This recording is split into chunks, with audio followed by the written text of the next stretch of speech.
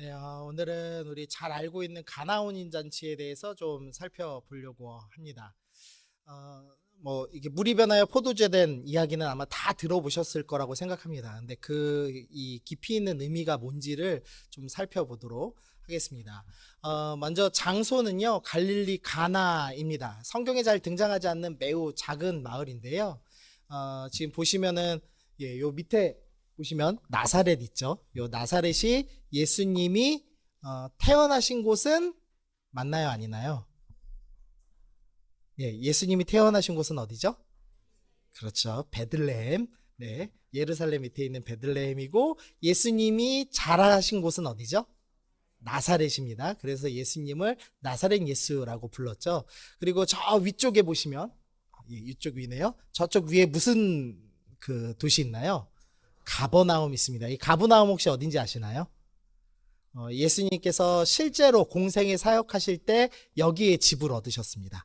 여기는 이제 도로가 지나가는 그 국제 무역로여 가지고요. 여기서 이제 전도를 하시기 위해서 가버나움에 자리를 잡으셨고요. 그 가버나움 밑에는 갈릴리 바다라고 되어 있습니다. 사실은 이제 과학적으로 따지면 지형적으로 따지면 호수가 맞습니다. 호수가 맞는데 이 지금 과학의 시대랑 그때 당시 시대랑 좀 다르죠. 그래서 그때는 무조건 물이 많으면 큰 물이라고 썼습니다. 큰 물을 번역하면 전부 바다입니다. 그래서 이제 성경이 바다라고 번역을 해놓은 겁니다. 그리고 그 갈릴리 바다 밑에는 이제 요단강이 쭉 흘러가는 그 장소입니다.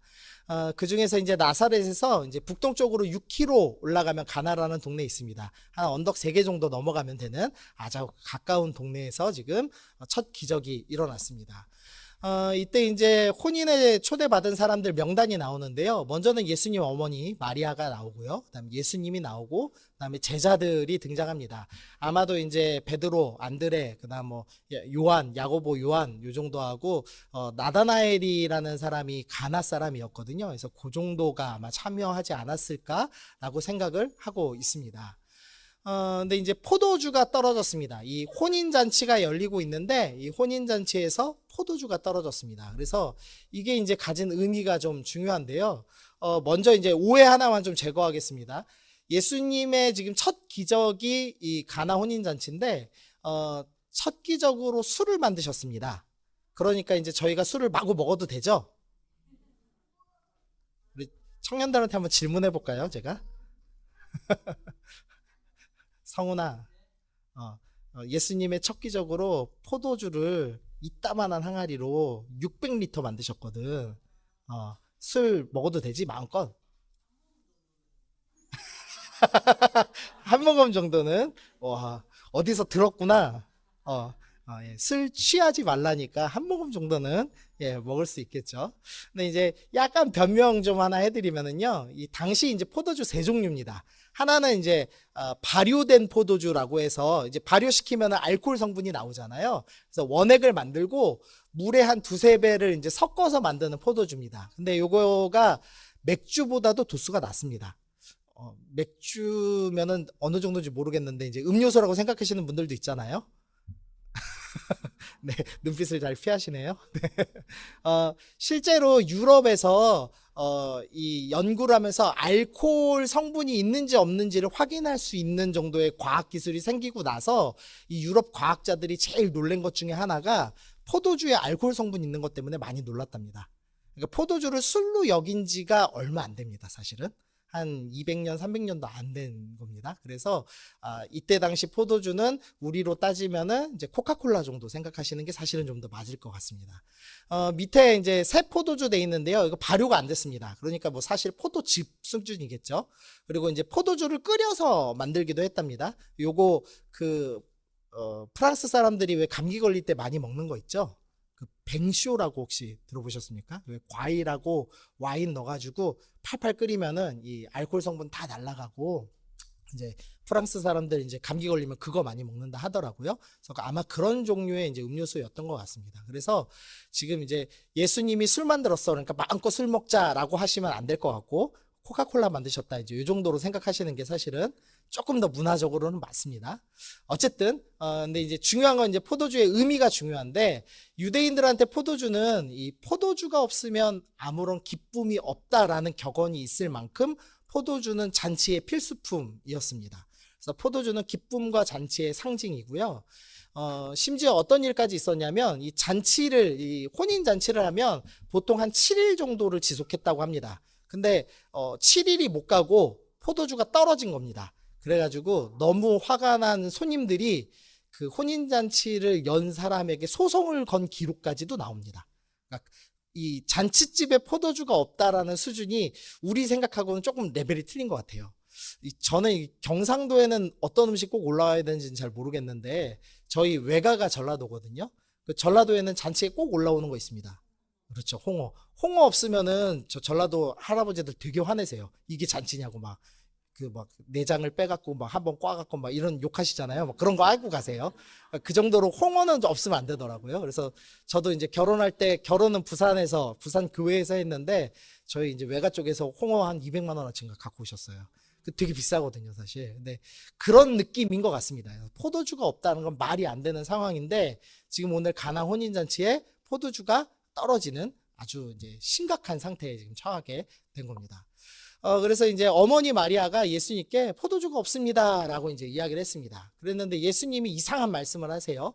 여자여, 나와 무슨 상관이 있나이까. 어머니한테 그 예의가 없이 보통 이제 네 가지가 없다 이런 표현 하거든요. 우리 청년들은. 그러니까 그게 없어 보이는 발언이죠. 근데 이제 진짜 그런가는 좀 살펴보도록 하겠습니다. 근데 어쨌든 이 말씀을 이 예수님이 이제 거부하신 것 같은 반응을 들었는데도 불구하고 어머니 마리아가 하인들한테 예수님이 무슨 말씀 하든지 그대로 해라라고 하였고 예수님께서 어머니의 예상대로 이 하인들한테 명령을 하죠. 이 큰 돌 항아리 6개를 갖다가 떠가지고 연회장에다 날라줘라라고 했습니다. 그랬더니 연회장에 날라놓고 가니까 그 물이 포도주가 되었습니다. 그런데 얼마나 좋은 포도주냐면 연회장이 칭찬합니다. 이게 술 취한 사람한테는 안 좋은 포도주를 내기 마련인데 너네는 더 좋은 포도주를 준비했다 그러면서 이제 기뻐하는 장면이 나옵니다. 그리고 나서 11절에서 우리 11절 같이 읽어보겠습니다. 시작. 예수께서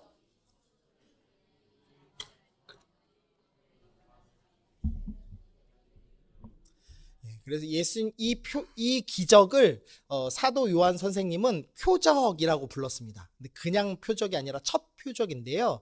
기적하고는 조금 다른 겁니다. 그러니까 기적은 평소에 일어나지 않을 만한 신비한 일이 일어난 걸 기적이라고 하죠. 근데 표적은 그 수준을 넘어서 예수님이 어떤 분이신지를, 예수님이 메시아시며 하나님의 아들이시며 이런 걸 드러냈을 때만 표적이라는 단어를 사용합니다. 그래서 가나 혼인잔치가 단순히 혼인잔치에 술 떨어졌는데 술 만들어준 기적 수준이 아니라 예수님이 어떤 분이신지를 드러내는 되게 깊이 있는 기적이구나라는 것을 드러내고 있습니다.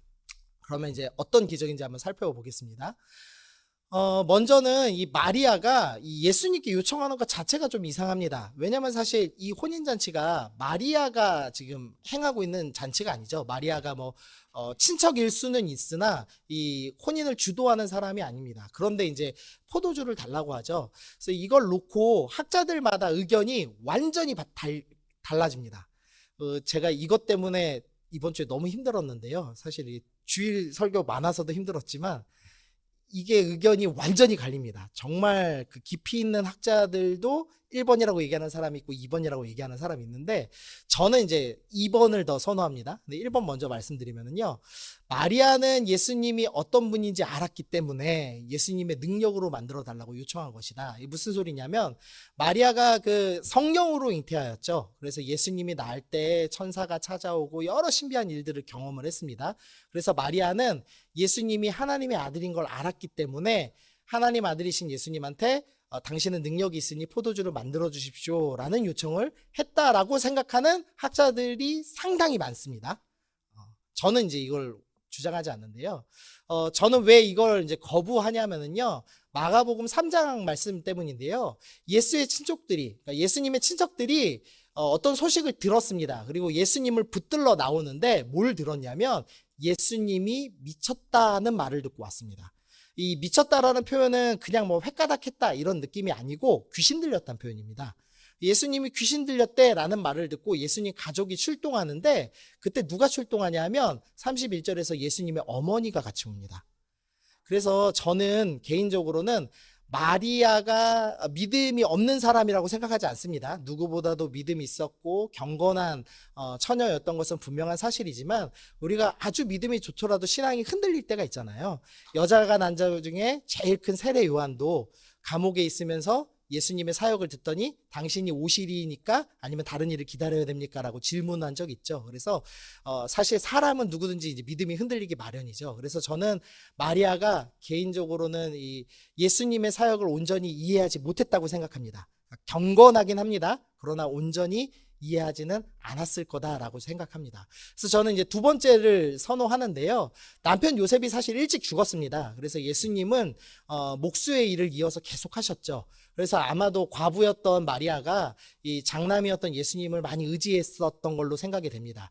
어떤 일이 있을 때마다 어떻게 하면 좋겠니 물어보고 이 지혜가 있으신 예수님께서 이렇게 좋은 답변들 하시고 집안일을 계속 처리해 오셨겠죠. 30년간 사셨기 때문에.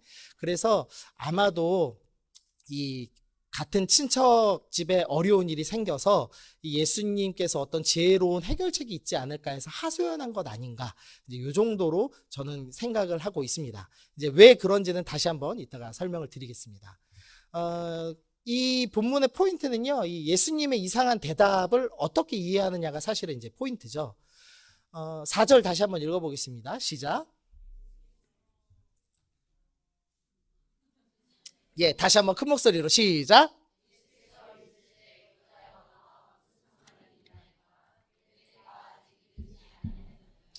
네, 우리 항상 설교 때 나오는 우리 예준이를 다시 한번. 예준아, 예준아 엄마한테 저렇게 불러본 적 있어?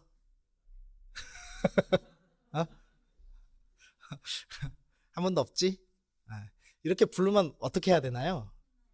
그렇죠. 등짝을 확 때려버려야죠. 예, 그래서 아니 예수님이 아무리 하나님의 아들이어도 그렇지 어떻게 이렇게 어머니한테 함부로 말했나? 이제 그게 이제 하나의 포인트고요. 그다음에 내 때가 이르지 아니하였나이까 이게 무슨 말일까요? 이 두 가지를 답을 해야 됩니다. 먼저 여자여라는 표현이요. 사실은 좀 번역을 좀 좋은 번역을 해야 됐는데 좋은 번역이 없습니다.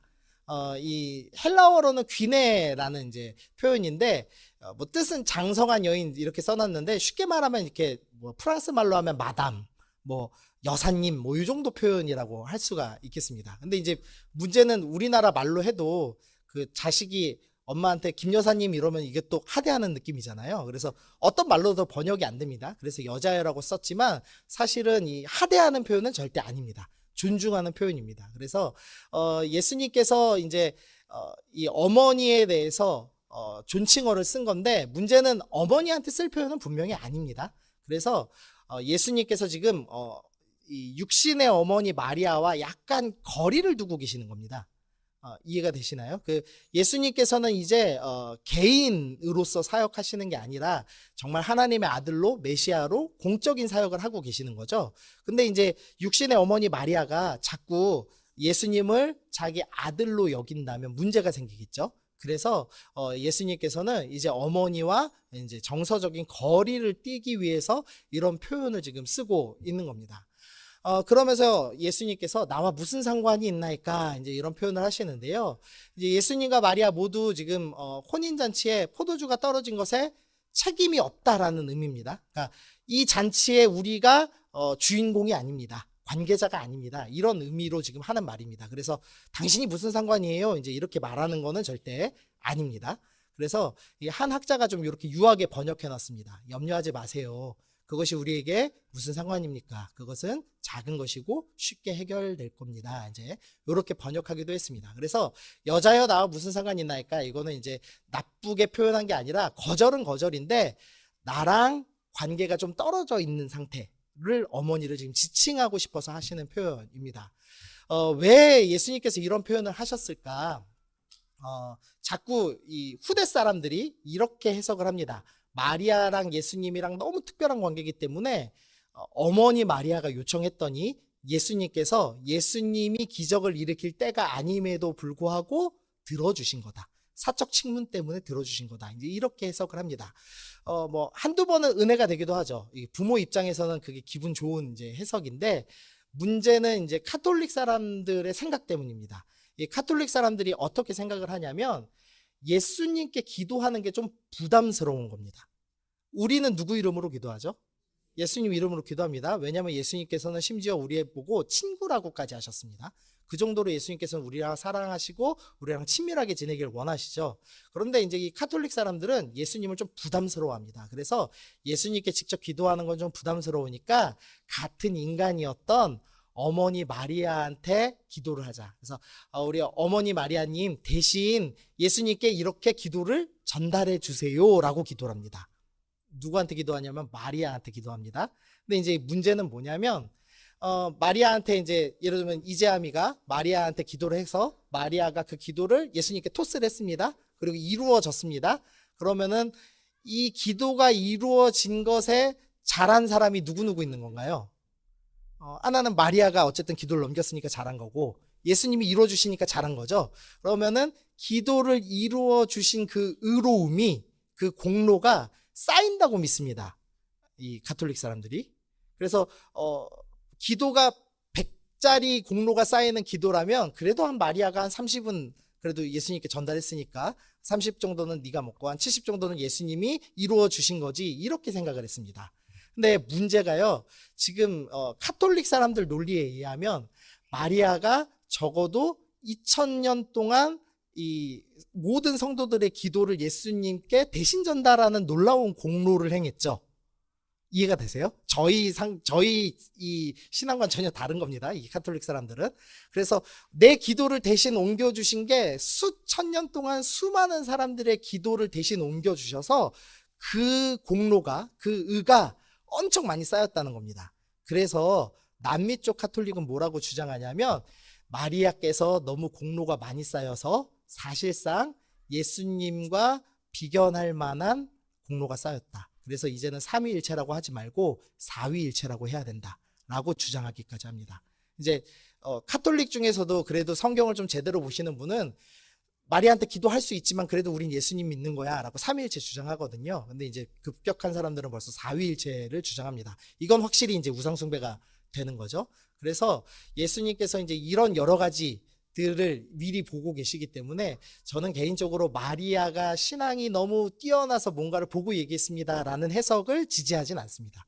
저는 개인적으로. 왜냐하면 예수님의 사역을 누구도 이해하지 못했거든요. 예수님의 십자가 사역을 그 위대했던 제자들도 아무도 이해하지 못했습니다. 심지어 세례 요한도 이해하지 못했습니다. 그래서 마리아도 저는 이해하지 못했다고 보고 있습니다. 오늘 본문의 핵심은 이제 내 때가 아직 이르지 아니하였나이다 라는 표현입니다. 이거 그냥 읽으면 기적을 일으킬 때가 아직 안 됐습니다. 이제 이렇게 해석하기가 쉽습니다. 근데 여기 요한복음에서 내 때라는 단어가 나올 때는 항상 십자가의 고난을 상징하는 단어입니다. 그러니까 예수님께서 뭐라고 하시는 거냐면 나는 아직 십자가를 질 때가 아니기 때문에 포도주를 만들지 않아야 합니다라는 고백을 하시는 겁니다. 그러면 이제 이거를 다시 거꾸로 생각해 보면 어떻냐면 예수님께서는 십자가 때에 포도주를 만들 것입니다 라는 얘기를 하고 계시는 겁니다. 오늘 이것만 이해하시면 됩니다. 네, 좀 어려우시죠? 예수님께서 마지막 십자가 때에 포도주를 만드실 겁니다. 그래서 예수님이 지금은 마지막 때에 만들어야 할 그 포도주는 안 만들 겁니다 라고 얘기하시는 겁니다. 그리고 그때 십자가 때 만들 포도주가 아니라 잔치했을 그냥 먹을 포도주만 만드시는 사건이 되는 거죠. 자, 예수님 만드시는 포도주를 한번 살펴보겠습니다. 마태복음 22장 2절 우리 읽어보겠습니다. 시작.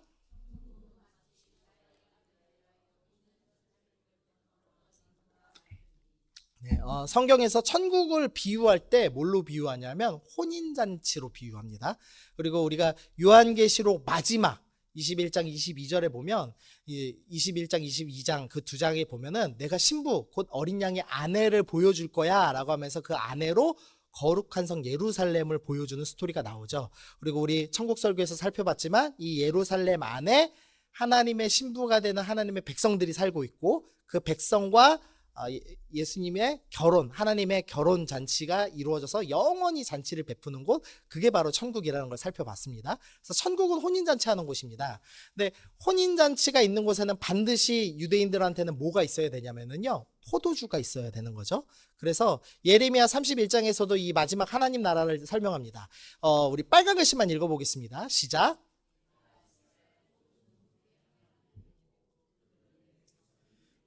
이제 이 구절은 좀 외우시면 되겠는데요. 나는 그들의 하나님이 되고 그들은 내 백성이 된다라는 표현은 언약 공식입니다.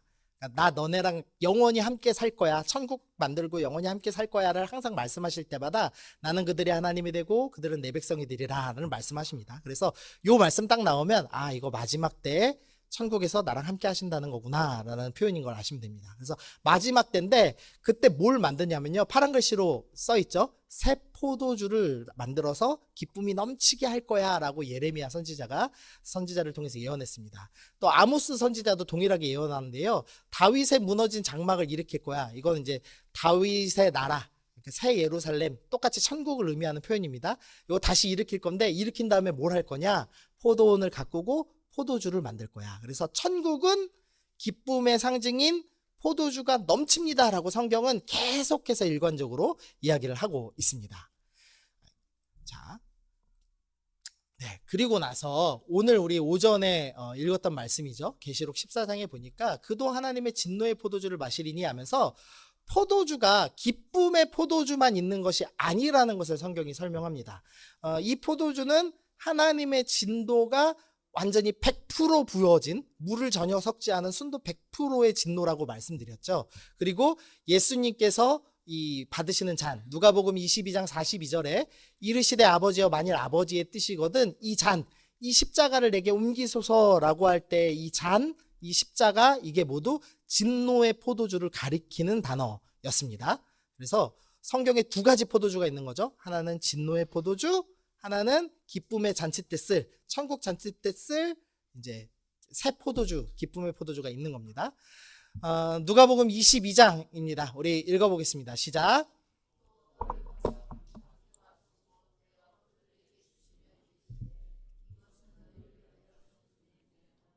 너희가 이것을 행하여 나를 기념하라 하시고 저녁 먹은 후에 잔도 그와 같이 하여 이르시되 이 잔은 내 피로 세우는 새 언약이니 곧 너희를 위하여 붓는 것이라.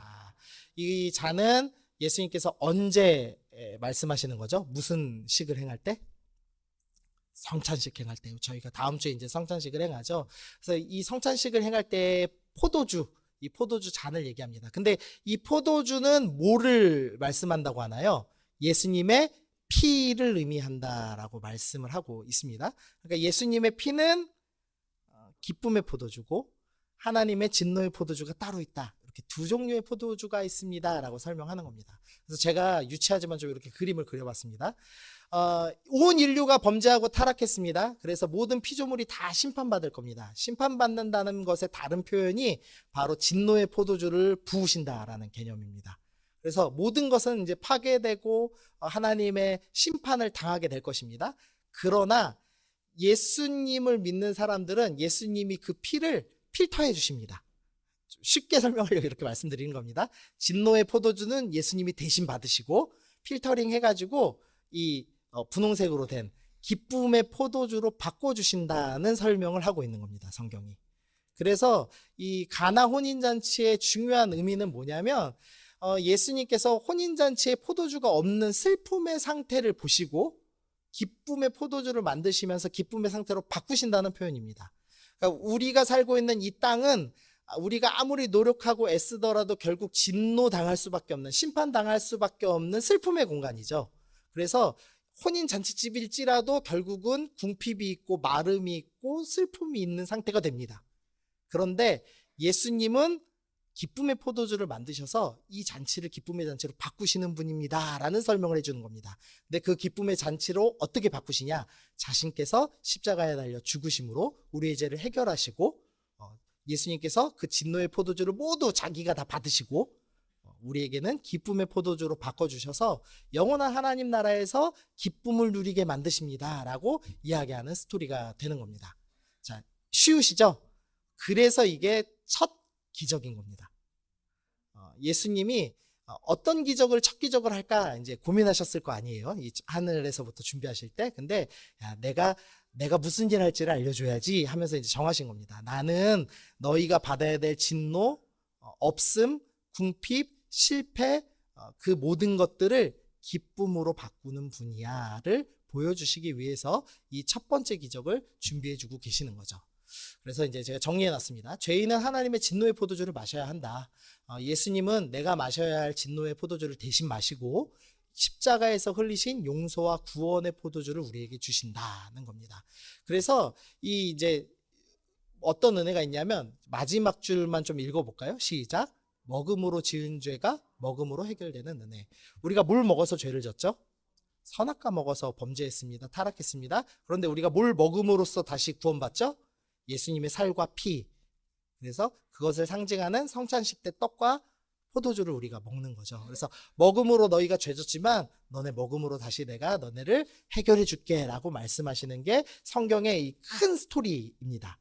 되게 쉽게 설명하시죠, 예수님께서. 네, 그래서 요걸 통해서 이제 하나, 우리가 이 고난주간을 지나면서 자꾸 우리는 이제 고난주간의 슬픔만 묵상합니다. 근데 예수님이 원하시는 궁극적인 것은 뭐냐? 기쁨입니다. 우리는 주의를 지키거든요. 주의를 왜 지키냐면 예수님이 부활하신 날이기 때문에 주의를 지키는 겁니다. 예수님께서 금요일날 십자가 달려 죽으셨습니다. 그리고서는 금, 토, 일, 3일째 되는 안식 후 첫날에 부활하셨죠.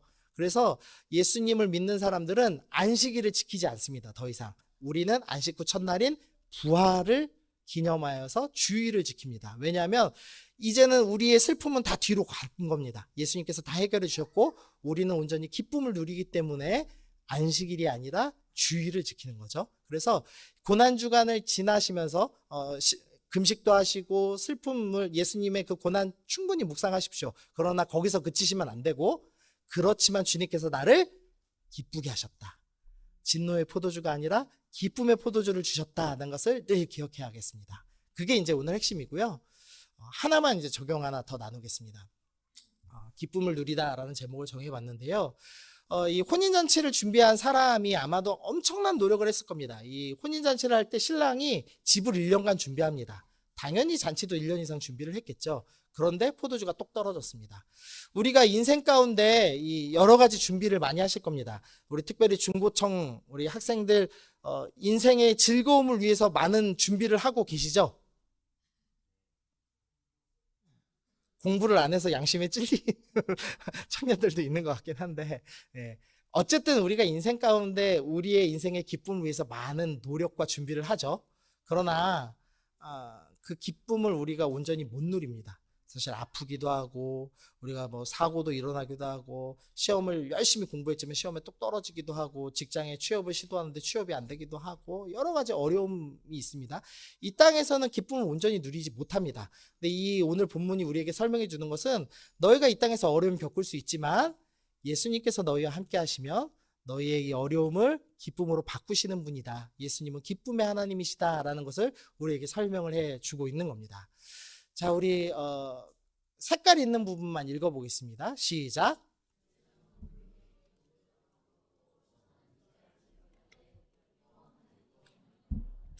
네, 이제 예수님께서 이 기쁨의 포도주를 만드셨습니다. 그리고 이 기쁨의 포도주를 연회에 있는 모든 사람이 누립니다. 근데 두 부류가 등장하는데요. 하나는 연회의 이제 연회를 준비하는 대장, 가장 높은 사람이 등장합니다. 이 사람이 예수님이 만드신 물이 변하여 포도주 된 것을 맛봤습니다. 너무 맛있습니다. 근데 뭐라고 표현하냐면요. 어디서 났는지 알지 못한다라는 표현을 합니다. 우리가 주님이 주신 기쁨을 누리는 사람들이 있습니다. 근데 어디서 왔는지도 모르고 예수님이 어떤 분이신지 잘 모른 채 누리는 사람들이 있습니다. 근데 한 부류가 더 나오죠. 어떤 부류냐면 물도온 하인입니다. 이 물도온 하인은 예수님께서 너 항아리에다 물 채워서 갖다 줘라 라는 명령을 내리셨습니다. 사실 지금 포도주가 똑 떨어진 상황에서 물을 갖다 주라는 것은 잘못하면 하인 입장에서 혼날 수도 있는 일이죠. 그럼에도 불구하고 예수님 말씀에 순종했습니다. 그랬더니 어떤 일이 일어났냐면 물이 변해서 포도주가 된 것을 경험한 겁니다. 그래서 하인들도 포도주를 먹으면서 기뻐했겠지만 하인들은 다른 사람들보다 한 가지 사실을 더합니다. 뭐냐면 이 기쁨의 근원이 누구로부터 출발했다? 예수님으로부터 출발했다라는 것을 한 가지 아는 겁니다. 우리가 예수님께서 바꿔주신 이 기쁨을 예수님이 하신지도 모른 채 그냥 흘러간 채 누릴 수 있습니다. 감사함을 모른 채 누릴 수도 있습니다. 그러나 헌신한 사람만이 그 기쁨을 알고 누릴 수 있습니다. 제가 이제 예화 하나만 들고 마치겠습니다. 제가 예수전도단에 이제 학생으로 이제 들어갔습니다. 제가 01학번인데요. 처음에 들어갔을 때 그 동아리에 이제 학생이 한 30명 정도 됐습니다. 그 이제 동아리에 그래도 그 기독교 동아리 한 30명 정도 되면 작진 않거든요. 그리고 이제 예배를 참 은혜롭게 잘 드렸습니다. 1년간. 그리고 났는데 이제 그 다음 해부터 갑자기 숫자가 팍 떨어지는 거예요. 우리 선배들이 이제 자기 살 길을 찾아 떠나기 시작했습니다. 예배를 포기하고. 그러면서 한 자릿수로 바뀌었습니다.